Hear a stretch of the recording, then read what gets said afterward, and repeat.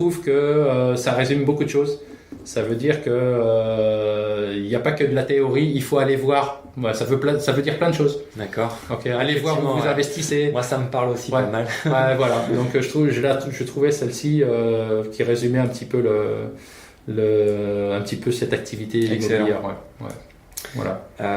Dernière question, on en a un peu parlé déjà. Est-ce que qu'est-ce que tu conseillerais à un jeune Calédonien ou une personne qui souhaite investir ou acheter un appartement ou une maison pour se loger, mais qui n'ose pas se lancer, donc on a ces peurs du premier investissement. Effectivement, ça peut être impressionnant, c'est des sommes impressionnantes, mais oui, c'est clair. Non, sincèrement, faut pas avoir peur. On en a déjà un petit peu parlé. Clairement, les portes des agences sont ouvertes.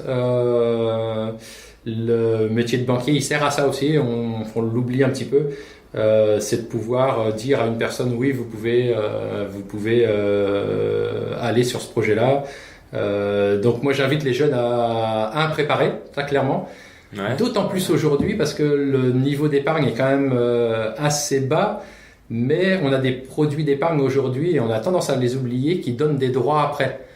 Donc, type les comptes épargne logement, les plans d'épargne logement, ils rapportent plus beaucoup, certes, mais dans quelques années, il est bien possible que les taux réaugmentent et qu'on se retrouve des droits après intéressants sur ces produits d'épargne-là. Okay.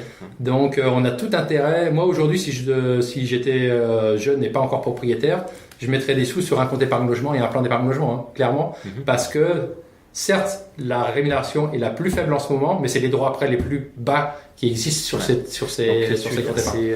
C'est moins imposé en fait. Non, c'est que il y a une phase d'épargne, il y a une phase taux de prêt, et tant que sur un compte épargne logement, quand vous mettez des sous en ce moment sur un compte épargne, ça vous crée des droits après avec un taux de prêt déjà défini. D'accord. Et comme le taux d'épargne est faible, le taux de prêt est faible. Donc dans quelques années, peut-être dans 5, 6, 10 ans. Quand il faudra utiliser ça, si jamais il y a eu de la reprise parce qu'aujourd'hui, on voit que les taux sont faibles, mais il suffirait qu'il y ait de la croissance, etc., en zone euro pour que les taux repartent à la hausse. Il est fort possible que ces comptes épargne fassent de très bons prêts dans quelques années. D'accord. Je prends l'expérience, je suis père de famille, j'ai 2 filles, donc certes, je peux leur faire un livret jeune, c'est bien, c'est un taux de rémunération un peu plus élevé. Mais aujourd'hui, mettre des sous sur un compte épargne logement et un plan d'épargne, ça me paraît une évidence. Ouais, ok. Même si ça rapporte pas beaucoup, certes, faut pas voir que la rémunération. Peut-être regagner sur aussi exactement. Le taux du crédit qui sera meilleur finalement. Oui, c'est ça. Exactement. Donc à nos jeunes, en fait, je dirais oui, il faut préparer. Et oui, si vous commencez à travailler, posez-vous la question de savoir si vous pouvez pas avoir un prêt et être chez vous parce que vous allez vous rendre service pour plus tard. Donc, entrez dans les agences bancaires et allez voir les personnes qui peuvent vous guider un petit peu. C'est pas du temps de perdu. C'est pas du temps de perdu. Excellent. Tu nous en as très très bien parlé depuis le départ du podcast. D'ailleurs, vous pouvez réécouter la première partie où Christophe nous a un peu expliqué toutes ces conditions, tous ces critères. Quand on est un peu débutant, quand on va faire son premier investissement immobilier. Merci beaucoup pour le temps que tu nous as consacré, pour tous tes conseils. C'était un plaisir. Très riche pour ce partage de ton expérience à l'île Maurice aussi, qui était vraiment intéressante. Est-ce que maintenant tu souhaites nous laisser tes contacts ou un site internet, un numéro de téléphone, le contact que tu souhaites faire partager? Oui, bien sûr. Alors moi, je m'occupe d'une agence professionnelle, mais dans le groupe, on s'occupe aussi des agences de particuliers, donc particuliers professionnels. Nous rappeler un peu les coordonnées donc voilà. J'ai aucun souci pour mettre les personnes en contact avec le bon interlocuteur. Ouais. Donc voilà, parce qu'on est on travaille un peu en segmentation. Moi aujourd'hui, je finance les professionnels et la partie privée du professionnel, mais on a des agences qui font que du particulier. Oui, bien sûr. Donc le point d'entrée peut être mon adresse mail. Je n'ai pas de souci là-dessus. Ouais. Elle est assez simple. Donc c'est mon prénom point mon nom. Donc Christophe.veyne @bnc.nc. Ok, tout simplement. Voilà, tout simplement. Les boîtes mail chez nous, c'est précieux, donc ça veut dire qu'on les regarde. S'il y a une personne qui souhaite avoir des informations, même si on n'est pas disponible, on transférera toujours à une personne de compétence qui essaiera d'accompagner le projet soit des clients, soit du professionnel ou soit du jeune qui veut démarrer. Ouais. Super. Donc non, pour nous, on essaie de faire le métier avec passion, d'être proche de nos clients et c'est important. Donc voilà. Ouais, on est dans une génération, on essaye de redorer un petit peu le blason de la banque. Voilà, c'est pas un métier facile. Mais quand on arrive à accompagner les gens, c'est une satisfaction. Genre, on a ressenti ça, ce que tu disais depuis le départ.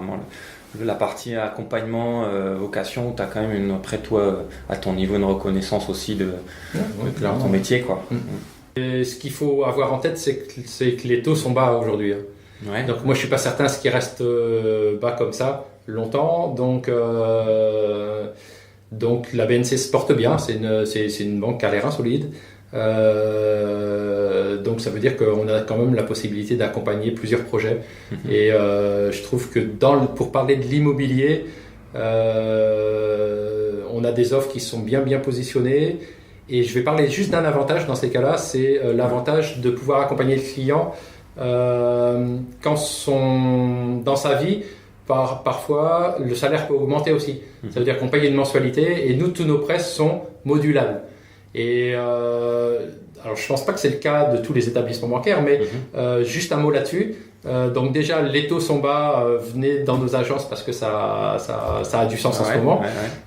Mais en plus, si vous avez la possibilité chaque année d'augmenter votre mensualité de prêt, vous paierez votre prêt sur une durée plus courte et vous pourrez diminuer votre coût de crédit. Et ça, tous nos prêts habitables sont aujourd'hui modulables. Et ça, c'est un vrai avantage. Ça vous fait gagner des sous. On est capable de même vous simuler une augmentation de 2-3% tous les ans. Au lieu de finir votre prêt sur 25 ans, vous allez le finir sur peut-être 16 ans ou 17 ans. Le fait d'avoir fait un petit effort mensuel. Et ça, c'est très bon. Et ça, c'est un vrai avantage. Ouais, surtout, comme tu dis, si le salaire a tendance à augmenter au fil du temps, on le voit quasiment pas puisque ça compense finalement l'augmentation. Et ça, maintenant, on le donne à la main du client. C'est-à-dire que le client peut chaque année après venir nous voir et dire je peux augmenter ma mensualité de 3% par exemple. Donc, et comme ça, je réduis ma durée de crédit. Donc un crédit qui se termine plus tôt, c'est de la souplesse pour autre chose. Donc, tout à fait.